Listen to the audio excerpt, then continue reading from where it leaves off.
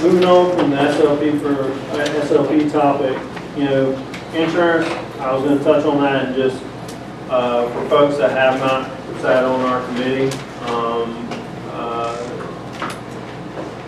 basically the good news was that we see some openings for improvement in our pharmacy area, and we'll see what that amounts to when it's all said and done. I haven't had an update. I had talked to Lauren. They were vetting some references on a vendor that was settled with. But it definitely looks like it's going to be a significant improvement in the area of pharmacy, which, all you got to do is turn on the news and see, see what they're doing with pharmacy, trying to hold their feet to the fire. Outside of that, we talked about, a lack of a fund balance that has been the reputation of way to do a business here in the district. When you have a fund balance for the insurance fund, and when you have to respond to the auditor on why you don't have a balance in your fund balance for your insurance, it's because you can state to them that you have enough in your district fund balance to cover that if there's ever a catastrophic claim year. And now we've reached that point, as we all know last year, where we're running close at that 3% line, and we can no longer make that claim. I don't feel like, honestly, and Scott Ward, CFO, is concerned with that, and I think everybody in the committee meeting was pretty concerned with it, and so that's a need we'll have to look at and address. I think hopefully through plan design, we can minimize the impact, and we'll have to bargain that impact once we see what it is, and we all know that. So I look forward to us working together to keep the pain and suffering of the insurance woes off of our group members. Also, I think workshop will be pretty interesting when Care Here comes this week. So that Monday will be an interesting. Care Here is coming to the workshop, and they come to our committee meeting. So I know I have some questions for them. Well, and I'm curious of how whether their presentation changed after our last committee meeting. So we'll see. So I mean, the goal of Corrier and our new CFO and the board, we're going to hold everybody to task and make sure that we're getting the proper deals. I think we get a lot of support from some areas, but we want to make sure we're being taken care of on that front also. So a lot going on in insurance, and if the March 6th insurance committee meeting, if that yields some recommended change that the committee agrees on, as far as plan design or something of that nature, that clock would start, and you're looking at with spring break packed in, believe it or not, when the 10-day clock runs, we're looking at Wednesday, March 27th. So what are you looking at in plan design? As far as plan design, basically means that you're either going, your plan has a certain level of richness, and either you can either premiums rise to maintain that richness when trend kicks in, which is the amount and the percentage that an actuary would recommend for things to rise, or you can adjust your plan in areas that would reduce the richness of the benefits, which has an impact on the employees, and that's why we'll line up back in this room on how we manage that, because a lot of times you have both. So I don't know, I haven't heard from the recommendations yet. To be honest with you, I'm looking forward to the 6th to hear what they bring back. And I'll tell you the good thing about it, I guess, if you got to find some silver lining, there's probably some areas in our plans that these plans haven't been addressed in a while, so sometimes that makes you very Well, they have, susceptible. but they've gone up. Well, as far as the design of the plan benefits, I think, and when you don't change you don't want to change your plans every year, but when you don't adjust your plans according to, how things, different types of claims evolve through the years and the health of your group, then, and you all of a sudden, you can be in a difficult financial situation with your insurance fund. And, we're looking at every year, there was a lot of things that did not benefit us from being so late in the game. Because believe it or not, everybody's like, oh, well, we're basically, we feel imposed upon that these increases in insurance were occurring. But what was really happening in the background also was there was a shortfall to the tune of, 2 million, anywhere from $2 to $4 million year in, year out, that the district was picking up the tab on straight on to make the insurance account whole. So, and we can't, we all know we can't afford to do that. So it's those are the things that we've got to address and discuss, and then the impact will come back to this room. This is not as funny as it sounds. There's a purpose to it, and I've done it before. I've never been to, I'm not on the insurance committee, and I'm fine with that. Is there anybody on the committee younger than 30? Yeah. We have that? Yep. Good, okay, because a couple of years ago, Right right at 30, okay, well, I'll tell you why. Right. A couple of years ago, we had a couple of things float up from some of our younger teachers about the lack of birth control options, et cetera, and we addressed that Right. immediately, which was wonderful. I'm getting some feedback now from the birthers. I've got a whole bunch of, it happens in my department, I have a bunch of people having babies, and they've been bemoaning the coverage. Now, I have not done any research or anything like that, but I bring it up to the committee as in what I heard you say is, it hasn't been looked at in a while. If I might put a bug in your two respective ears to do a little work there, and if you need me to help, I will. Okay, good. What is the market versus what we're offering? Because, you hear a lot around the lunch table about how, we're going to have to be cutting back this and cutting back that, and I didn't expect this on it. And we've had 3 babies and 1 more coming in my department alone. So you get to hear a lot of it. Oh, yeah. Oh, yeah. Something in the water. It's something about social studies and history. So they didn't Okay. take advantage of the birth control. I'm sorry, what? So they didn't take advantage of the birth control. No, that was a whole different group. Yeah, that's future FT. Yeah. I'll reach out to Josh and Gallagher and share that sentiment so he can kind Please. of put that bug in his ear and think about that. And those are ideas we're trying to keep things in mind. So, and part of the pharmacy thing is that's a big disruption in available medicines, the things they're looking at. And, so we'll see how it goes.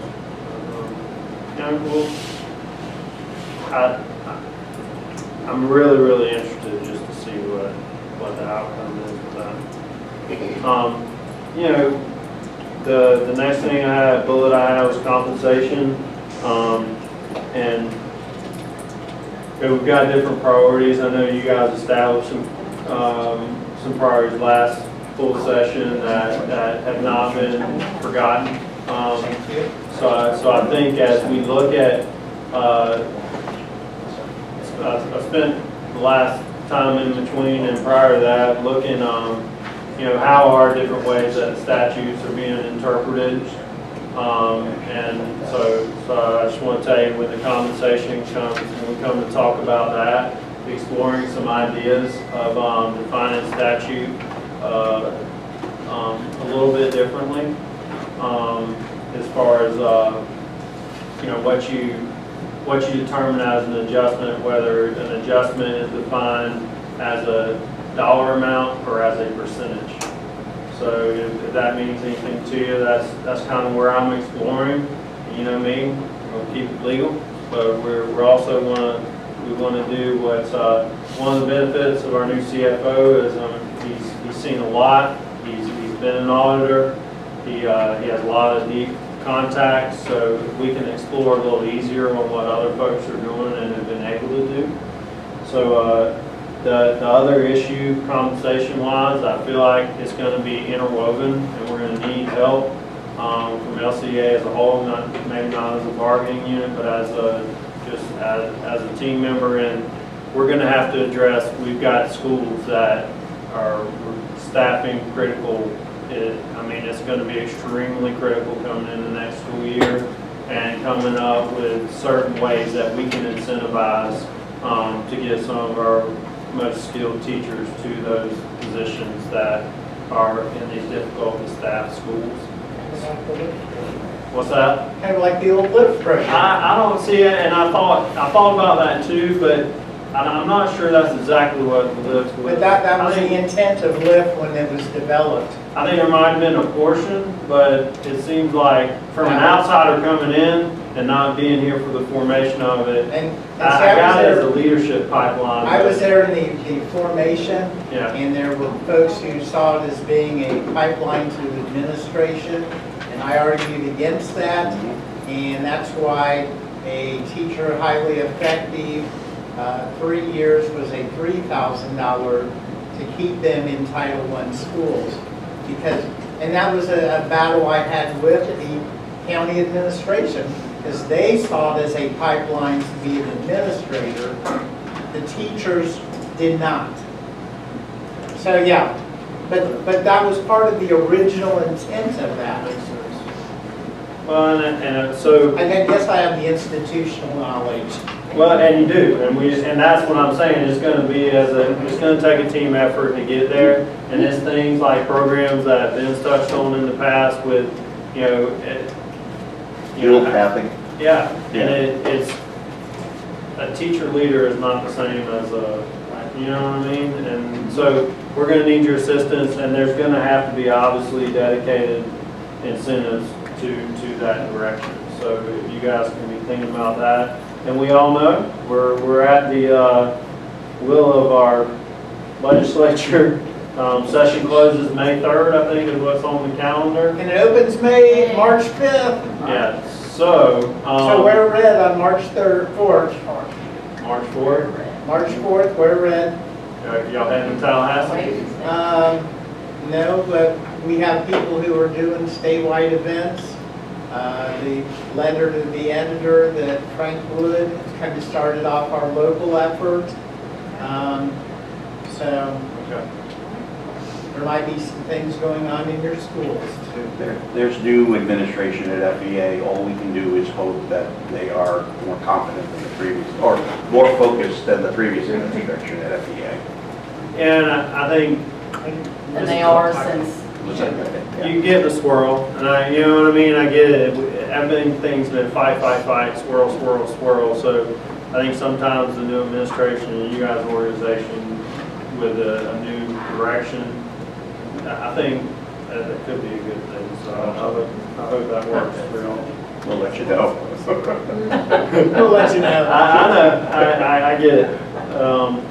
I think if we can be realistic and unions can be realistic, and God forbid we bring back the notion of compromise, hopefully that's the notion that the legislature can come with too. Because if we can get people on both sides understanding that they're all our kids and we better take care of them in a responsible way, hopefully they'll show it in the budget. We all want to be optimistic, and we'll see what happens. It's a very, I will say my initial feeling is it's an unpredictable administration that's in now. Yeah. Very unpredictable. That was a politically correct word, So, thank you. who knows, I guess, where it can go. But Last well, thing. if I can take 30 seconds and address Ben, the FEA has started a Republican cadre to FEA or LCEA and FEA members who are strong Republicans to go and work with the legislature, so there's not that combative. That'll be interesting. That's one of my biggest frustrations. You can talk to our own group, okay, and teachers. and education is at the top of their priority when it comes to voting. It just boggles your mind. It's a different world than I come from. Thank you for removing from It's just, the world's been separated into red and blue, and that's, like, we're all educators, whether, you know, if you work in a school or for a district, me or an educator. As far as reopeners and language, I know nobody's probably ready to present any reopeners. I'm sure we'll be thinking about what makes sense, and I just love student-centered. That's the mindset. That's gotta be our mantra. Yes, sir. So, all that being said, I think we might want to hold off on committing our next date until we see what the insurance thing goes. If you kind of have in your mind that out of that committee, that if the 27th could be a possibility if a recommendation comes out of that March 6th insurance committee meeting. And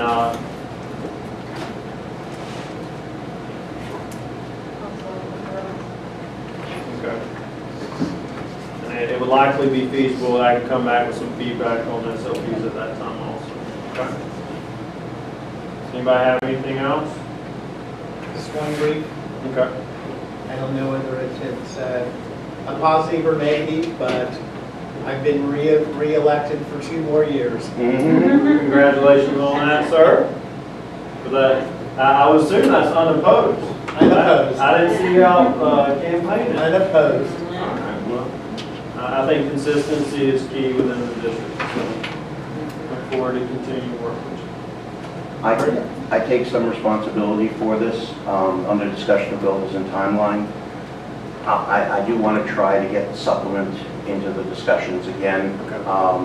Again, I'm fully aware that we're just taking the same pile of money and chopping it, you know, whatever. But again, those people are out. Well, last time I did the math, Dave caught me because he knows. So I just want to figure out something to kind of say it's been 12 years or 10 years. I don't even know what the fact is anymore.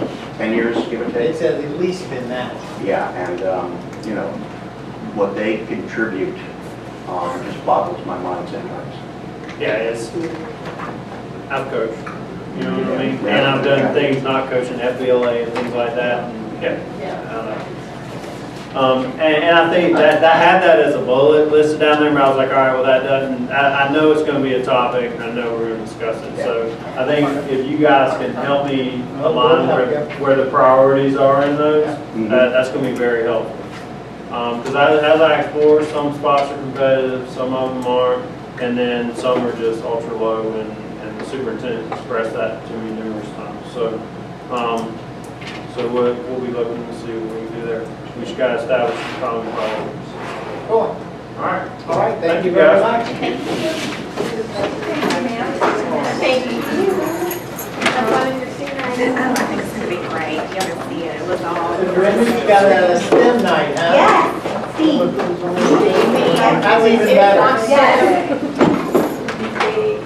I don't get much. Yeah, we had your cohort from the high school talking